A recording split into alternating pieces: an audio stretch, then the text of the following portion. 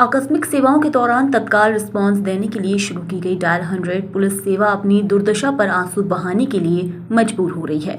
वाहन कंडम हो गए हैं। उधर घटना और दुर्घटना से जुड़े फोन कॉल की संख्या निरंतर बढ़ती जा रही है।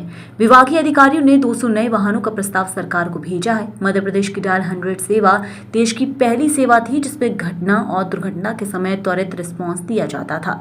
इस सेवा से प्रदेश में एक और अपराधों पर लगाम लगी तो दूसरी ओर दुर्घटना के दौरान घायलों को त्वरित अस्पताल पहुंचाने से मौतों की संख्या भी कम हो गई थी। लेकिन इस महत्वपूर्ण सेवा पर ग्रहण लगता जा रहा है। वाहन कंडम हो रहे हैं। विभाग के पास वाहनों की मरम्मत के लिए पैसा नहीं है। ऐसे में त्वरित सेवा लोगों तक कैसे पहुंचे, जिम्मेदार इसी बात को लेकर चिंतित हैं। 2016 में शुरू हुई इस सेवा के प्रारंभिक चरण में 1000 से ज्यादा वाहन शामिल किए गए हैं, जो प्रदेश के हर जिले की जनसंख्या के मान से मुहैया कराए गए थे। 2016 के बाद वाहनों की खरीदी न होने से वाहन कंडम हो गए और अब कुछ जिलों में किराए पर वाहन लेकर पुलिस अपना काम कर रही है। हालांकि विभाग ने 200 गाड़ियों का प्रस्ताव सरकार को भेजा है, लेकिन सरकार की ओर से इस प्रस्ताव पर कोई चर्चा नहीं हुई। फिलहाल कंडम वाहनों से पुलिस आरोपियों के वाहनों का पीछा भी नहीं कर पा रही है। हालांकि विभाग ने एडवांस फीचर से लेस डायल 100 की 200 गाड़ियों की मांग की है। इसके अलावा डायल 100 की कमांड सेंटर भी नवनिर्मित बिल्डिंग में शिफ्ट करने की योजना तैयार की है। सर, मध्य प्रदेश के अंदर राजधानी भोपाल के अंदर देखा जाए तो डायल 100 की जो है बहुत कंडम गाड़ियाँ हो रही हैं। डायल 100 का जो प्रोजेक्ट था, ये देश में पहला राज्य था मध्य प्रदेश ने यह प्रोजेक्ट की परिकल्पना को साकार किया था और इसको हम ज़मीन पर लाए थे।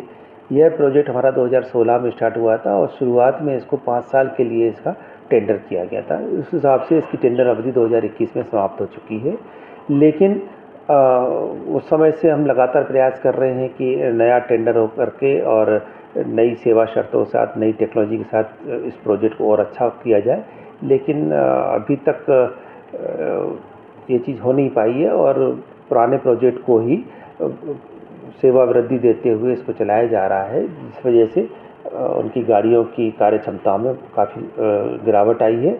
और फिर भी हम अपनी तरफ से प्रयास करते हैं कि इसको हम अधिक से अधिक जनता के जनोन्मुखी बना करके सेवा और सहायता दे सकें।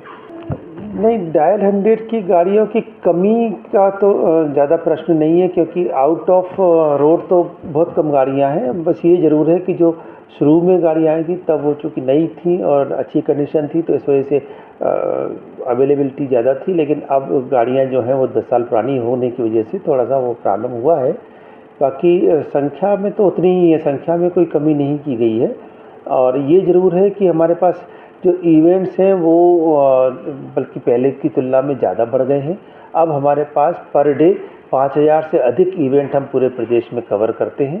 और जहाँ तक रिस्पांस टाइम की बात भी है तो अभी भी एवरेज रिस्पांस टाइम पूरे प्रदेश का 16 मिनट है।